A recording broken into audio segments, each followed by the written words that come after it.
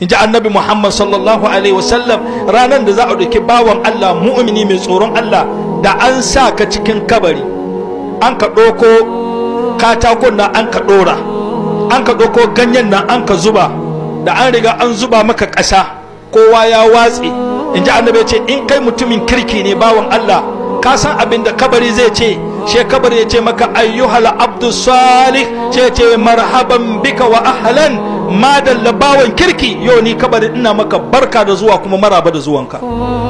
Ka kasance a duniya kana tafiya kan dorona, kana cikin waɗanda ni yau nike so, yau gashi nan ka shigo ciki na kuma yau ni zan gwada maka soyayya na. A buɗe maka kabari da inda kake kwance kana ganin ƙarshen ganinka, a yaga hanya daga cikin kabarinka kana ganin aljanna, ƙanshin aljanna da iskan aljanna yana shigo maka cikin kabari. Bawa ya rinka cewa Allah a tada tashin alkiyama mana mu je mu iske iyalinmu. Allah ya ce huta nan da ka huta, ka kama kwana kenan ba mai ta da kai. Wa akhir farhataka inda almizan, mu rage murna mu rage shi, akwai ranar murna. Nan ba murna bane, gobe kaga a ji daɗi a yi murna, Allah ka tabbatar da murnan.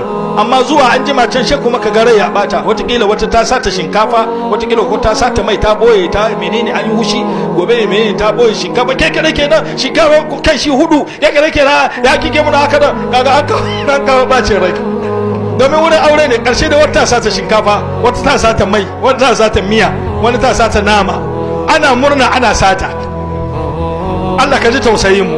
To wannan duka ba murna bane, akhir farhataka indal mizan, mu bar murna. Wallahi akwai ranar murna, ranar da za a ɗauko kayanka a ɗora kan sikelin Allah na alheri, kaga aikin ladan ka ya rinjaya, za ka aljanna. To ba ranar murna da ya kai wannan murna, ƙarshen murna kenan, za ka aljanna.